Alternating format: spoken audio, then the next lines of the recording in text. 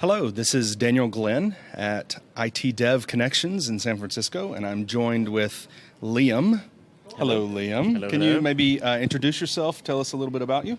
Okay, so I'm Liam Cleary. I'm a Microsoft MVP for the past 11 years on SharePoint. I'm also a track chair at IT Dev Connections for the Enterprise Collaboration track. So all the speakers, all the sessions, that's all me. So Daniel has the luxury of being here because of me. Yes, and I thank you very much for that. Anytime. Sure, yes. So today, I just wanted to sit down with you and talk to you a little bit about, you talk a lot about security. We joke on Twitter about you're the security guy we all know. And so we talk about how you probably hack all of our stuff anyway. I would admit to that. No, sure. of course. So you're talking a little bit about security tomorrow, yes, right? We talked a little bit about GDPR coming up. Yeah. We talked about that at Ignite a little bit. That was a big talk from Microsoft, but it's all kind of on people's minds of how they need to be secure and what does this mean for their organization. So can you talk a little bit about impacts for GDPR when it comes to Office 365 as well as other 365 areas or Azure or anything like that? Talk just kind of what does it mean for organizations with this coming down, and what is Microsoft doing to account for it? Okay. Yeah. So what's interesting is most people don't actually know what GDPR really means. And we don't really know what's going to happen come May next year when it gets implemented, and really who's going to get fined and who's not going to get fined. So it's quite an interesting thing because the policies that have already been there have been there for quite some time in the previous incarnation of the GDPR ruling. But the new changes now affect any organization that works with any European organization ever.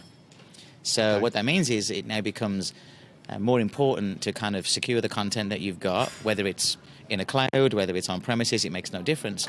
But really, one of the fundamental things is giving the person who you're giving access to, for example, let's take Office 365. So you need to provide a mechanism for a person that if they wanted to have all their information removed, that you have to provide that mechanism.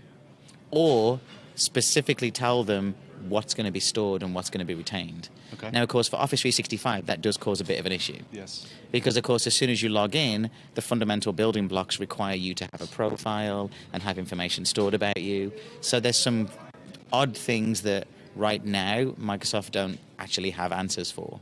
However, when it comes to content, Microsoft have all of the tools that you need, whether it's Azure services in the back, so rights management or Azure Information Protection Services to control the content, or whether it's even just in Security and Compliance Center where we're using data loss prevention, or we're using any of those other processes to kind of control e-discovery. Those are all there to kind of help you facilitate GDPR. So controlling your content, ensuring it doesn't go anywhere.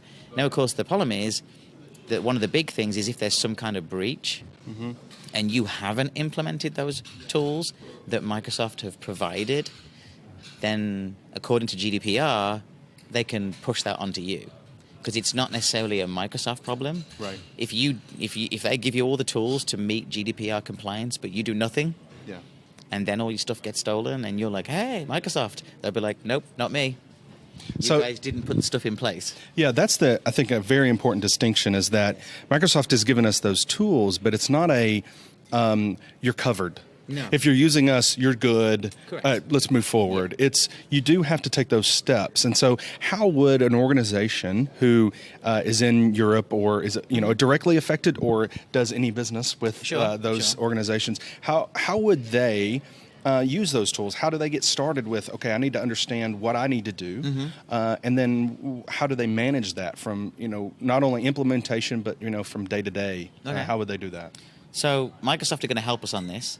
Obviously, they announced a while back that they're creating a GDPR dashboard that will be available within Office 365. There's nothing there right now, but what's helpful is if you go to the patterns and practices site, so dev.office.com/PNP, you'll actually find a solution that's been developed by the PNP team, which is a dashboard that you can deploy into your 365 environment that will help you diagnose where those failings are. Okay. So it's a core set of components that you can put in. It's a great dashboard. And it lists those things that are there. Now, the Microsoft is going to enhance that further to kind of give you almost like a set of tasks that you'll be able to do. Okay. It'll say, oh, hey, did you know that you have data loss prevention, but you're not actually using it? Okay. So this is how you would implement that. You're going to create rules to capture PII data, HIPAA data, whatever they classify as personally identifiable data, you'll be able to capture that. And then, of course, well, you haven't got encryption on the files. How are we going to do that? Well, let's walk you through the process of using AIP or rights management. So that's kind of the goal, is to not necessarily do it for you, because that would be too complicated, because every organization is different. I work in lots of financial organizations where their requirements are very, very different to a regular corporate entity that doesn't need to be adhered to that. So, but it's really around Security and Compliance Center. Head into Office 365, go into the Security and Compliance Center, and everything on the left in the navigation is what you have to go through. It's really, really straightforward. From top to bottom, where we start with alerts and then we end up through threat and investigation. Mm-hmm. Those are all the pieces that you'll need to go through. Gotcha. And there's great resources out there. Microsoft have actually done a really good job. I mean, there's lots of sessions that were given at Ignite that you can go back and watch. But actually, there's lots of documentation that Microsoft have done now, and they're doing a big push this part of the end of this Q4 into next year, specifically on security and compliance too. So you'll see lots more come out, enhancements that come out to that too. Yeah, and I think that's obviously the timing is not accidental. No.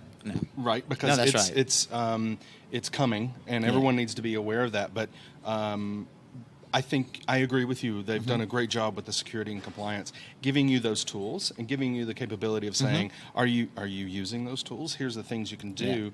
But you do have to be proactive. So Correct. I think that's kind of what I get from this conversation, is that it's not I'm covered because I'm in Office 365. It is that I have the tools available to me, but I have to use them. Yeah, right? I mean, it's the same principle as Microsoft have great security in Office 365. They have the red team, blue teams that hack 365 constantly. They have more infrastructure components to protect all of the data centers than most companies in the world have put together. And yet the onus is still on you, because the weakest link is you as the individual. And if you have a silly password and somebody breaks the password, then they breach Office 365. But it's not really a breach. They just got your password and logged in as you, and then took the stuff that you should have protected in the first place. Yeah. So it's that kind of principle. It's the security is always in place, the tools are always in place, but it's up to us to make sure that we implement how we should do. Right. And it's actually really, it's unbelievably simple to go through and do that, believe it or not. I mean, creating DLP rules is really straightforward. You go in and say, I want to make sure that we don't have credit card numbers in there. You pick the one that says credit card numbers. Right, that's what I was going to say. There's templates for this. That's right. That's right. And not just for the US, for every other country too. So you can go and see European regulations for like financial or privacy data or whatever it would be, and select those. And worst case, you can create custom ones that combine those together, because not every policy that's there will fit what you want. Right. And then, of course, you can weight all of those to say, well, actually, I'm looking for certain numbers, whatever it would be. If there's 50 instances or one instance, then flag them. And, of course, what's great is, I'm not a great fan of the word governance, but I understand kind of why we need that word and why we need that process.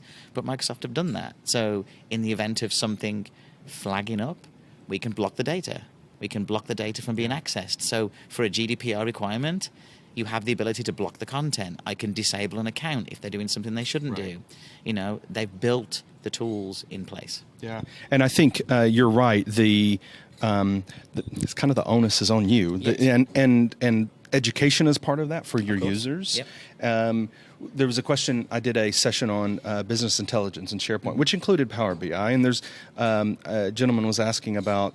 There's an option he's using to embed Power BI reports on-prem to SharePoint. Okay. Yep. Well, he's using the publish to web link, which is really published to web, like internet. If you have that link, anyone in the world can see your content. So that kind of choice, I think, is something that you have to research. It's not if I click this link, it does what I want it to do, right? Yeah. You have to research that know what you're doing exactly before implementing some of those choices, right? I mean, some of those options, even though they are really simple, there is an element of understanding of what that really means. Right. I mean, there's no point putting a DLP rule in that's going to capture everything and then applying it to the human resources site, for example, where quite clearly you're going to store social security numbers maybe here in the US for people. You may have content, personal identifiable information about all of us in the HR site. Why would you want to put a DLP rule in there to block all the content? Right. So there's an element of common sense of what do I need to block? And actually, when you're looking at content, you may not decide that SharePoint needs to have the DLP rules. You may decide that putting it on email is more important, or OneDrive for businesses, or maybe across the board. Yeah. So you have the flexibility, and I think that's the big thing for Microsoft. Instead of it being a swooping kind of thing that you implement, you get to kind of pick, and you can grow into what you want it to be. Yeah. So from day one, you can say, okay, I'm going to make sure there's no emails leave the organization that are not encrypted and don't have a disclaimer. You'll be surprised the amount of companies I've been to where they don't have disclaimers on the bottom of their email. That's like a fundamental requirement, that you should have a disclaimer at the bottom. Or even a simple thing to block certain types of attachments or certain files, or even safe links, for example. When emails come in, inspect the stuff that comes in, inspect the URLs. Like, these are simple things that are there, but you have to understand the impact of what that has on doing it. So that's really where that training element comes in. Gotcha. Is trying to understand and make sure you do that right. So I think what I've learned here today is that we have the capability available to us if we're using Microsoft's tools. We just need to implement them properly for our organization and the situation we're in, how we work, and it's also important to get some expertise, especially if you have a complicated situation. There's people like Liam who can help you. So my last question for you is, how do people connect with you online and get in touch with you if they want to do that? As I tell people normally, just go into Google, obviously, or whatever search engine you want to use, and type hello, it's Liam, and I will appear like a genie out of a bottle on the side of the screen. But yes, my name is Hello It's Liam on Twitter. I'm Hello It's Liam is my blog site, so you can contact me on that at any point. And I do respond. I do travel quite a bit. You can see me at conferences with Daniel most of the time. So, but you, not all the time, but we are around together. But yes, but that's the way of contacting me. And feel free. I have some training courses I've done on security compliance too. And where would we find those? So I have some stuff on Pluralsight, which I've done, and I have a course on Ops Agility as well on security and compliance. And I've wrote a lot of content on that too. So it's kind of an area that I kind of sit in quite a lot. Gotcha. Okay. Well, thank you very much for sitting down with me for this quick interview. And thank you, everyone, for joining us. Follow us on YouTube at Regarding 365 and subscribe to our Periscope channel as well. Thank you very much.